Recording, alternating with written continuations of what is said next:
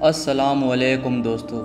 आज मैं एक ऐसी जगह पर मौजूद हूँ जहाँ तारीख़ का एक सबसे दर्दनाक और सबसे सब्र भरा किस्सा दफन है।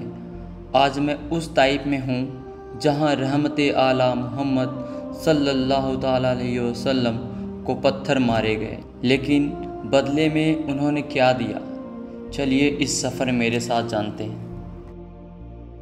एक बार हज़रत आयशा रज़ियल्लाहु ताला ने रसूलुल्लाह सल्लल्लाहु अलैहि वसल्लम से पूछा, अय अल्लाह के रसूल, क्या आप पर उहद के दिन से भी ज़्यादा सख्त कोई दिन गुज़रा है? इस सवाल पर रसूलुल्लाह सल्लल्लाहु ताला अलैहि वसल्लम ने ताइफ के सफ़र का वाक़या सुनाया, जिसे वो अपनी ज़िंदगी का सबसे मुश्किल दिन तस्वुर करते हैं। दोस्तों, मैं इस वक्त ताइफ के उन गलियों में हूँ जहाँ की हवा में आज भी उस दिन की आहटें महसूस होती हैं। 1400 साल पहले यहाँ एक अजीब मंजर हुआ था। एक तरफ नफ़रत और जुल्म के पत्थर थे और दूसरी तरफ सिर्फ एक अकेले इंसान का सब्र और मोहब्बत। जब हमारे प्रोफेट मोहम्मद सल्लल्लाहु ताला अलैहि वसल्लम के चचा जान अबू तालिब और उनकी प्यारी बीवी खदीजा रज़ियल्लाहु ताला का इंतकाल हो गया तो वो बहुत गमगीन थे और उन्हें मक्का में कुरैश की तरफ से पहले से ज़्यादा जुल्म और तकलीफ़ों का सामना करना पड़ रहा था। जब मक्का में दावत इस्लाम का काम मुश्किल होने लगा, तब प्रोफेट मोहम्मद सल्लल्लाहु ताला अलैहि वसल्लम ने अपने आज़ाद करदा गुलाम ज़ैद बिन हारिस के साथ ताइफ जाने का फ़ैसला किया। ताइफ में जाकर आपने बनु ताकिफ़ के सरदारों से मुलाकात की और उन्हें इस्लाम की दावत दी, लेकिन उन्होंने आपकी दावत को सिर्फ ठुकराया ही नहीं बल्कि उनका मजाक उड़ाया, उन पर हंसने लगे और उनकी बेइज्जती की। सरदारों ने शहर के आवारा लड़कों और गुंडों को भी भड़का दिया। फिर जो हुआ वो दिल को तोड़ देने वाला था। उन गुंडों और भीड़ ने आप पर और ज़ैद बिन हारिस पर पत्थर बरसाना शुरू कर दिया। ये लोग इतने पत्थर फेंक रहे थे कि आपके जिस्म से खून बहने लगा।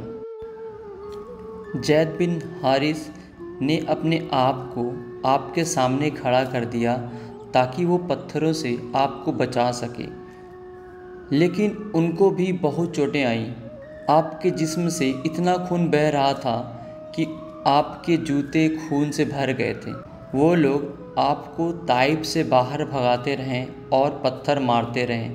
जब आप ताइफ में दावत देने के बाद थक कर आराम कर रहे थे तो आपने एक पत्थर पर अपनी कोहनी रखकर सहारा लिया था। सामने ये जो एरो दिख रहा है, ये वही जगह माना जाता है कि आपने वहाँ पे अपनी कोहनी रखकर आराम किया था।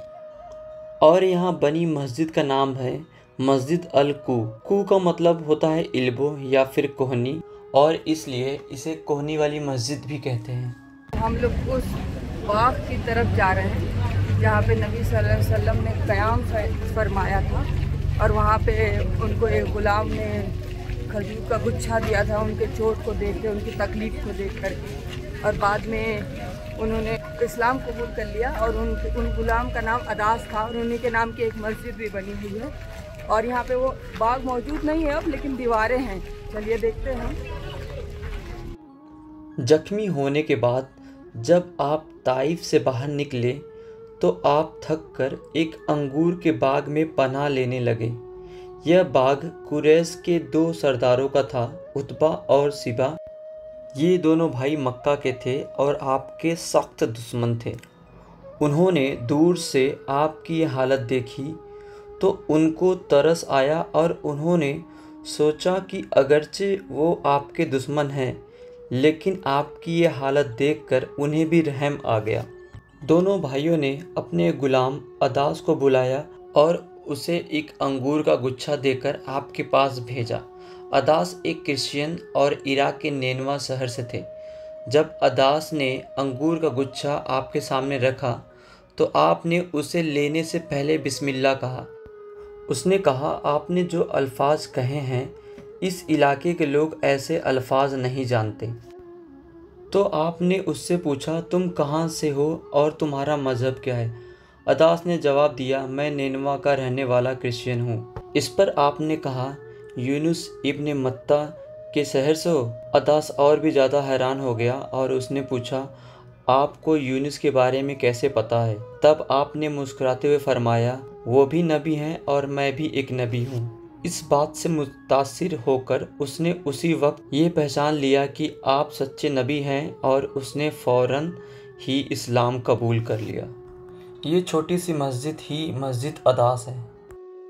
बगीचे में आराम के दौरान आपने अल्लाह से दुआ की, अल्लाहुम्मा अश्कु इलैक ज़ौफ़ क़ुव्वती व क़िल्लतहीलती व हवानी अलन नास। ऐ मेरे रब, आज तुझसे गिला न करूं, आज तुझसे गिला न करूं। तूने मुझे किन के हवाले कर दी, तूने मुझे किन के हवाले कर दी। इला अदुविन मल्लक़तहु अमरी और बईदिन यतजहम, ऐसे दुश्मनों के हवाले तूने किया जिन्होंने मेरा ये हाल कर दिया। तुझसे कौन सा छुपा हुआ है। सातों आसमान लरज़ गए, अर्श कांप उठा और जिब्रील फरिश्ते को लेकर एक सेकंड के करोड़वें हिस्से में हाजिर। या रसूल अल्लाह, हुक्म फरमाएं, उत्बिक़ अलैहिमुल अख़शबैन, ये दो पहाड़ उठाऊंगा और यूं ऐसे चक्की की तरह यूं कर दूंगा।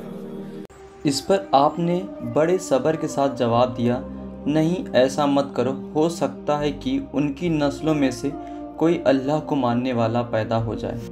इस जवाब से आपका सब्र, आपके दुश्मनों के लिए भी रहमदिली और आपका इंसानियत से बेपनाह प्यार जाहिर होता है। ताइफ के इस सफ़र में आपने बेपनाह तकलीफ़ें उठाई, लेकिन आपका ईमान और आपका सब्र कभी नहीं डगमगाया। ये इंसिडेंट तारीख़ में आपकी अजीम कुर्बानियों और आपके बुलंद किरदार का एक मिसाल है।